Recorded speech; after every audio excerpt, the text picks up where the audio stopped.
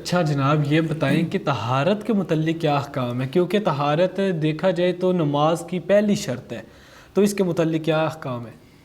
دیکھیں، سب سے پہلی بات تو ہر انسان کو طہارت جو ہے وہ لازمی ہونی بے چاہیے، شک، چاہے نماز کے علاوہ ہو یا نماز میں. یہ پاکیزگی جو ہے یہ بندے کے ایمان کو بھی مضبوطی دیتی ہے بالکل اور بندے کے قلب کے لیے سکون کا ذریعہ ہے.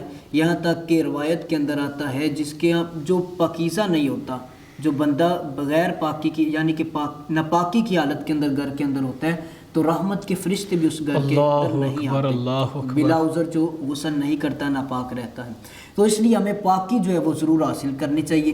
سب سے پہلے طہارت کی دو قسمیں ہوتی ہیں، طہارت حکمی، طہارت حقیقی. جی، پھر طہارت حکمی کے اندر وضو، غسل اور تیمم وغیرہ آتے ہیں. طہارت حقیقی کے اندر دو چیزیں آتی ہیں، نجاست غلیظہ اور نجاست خفیفہ وغیرہ.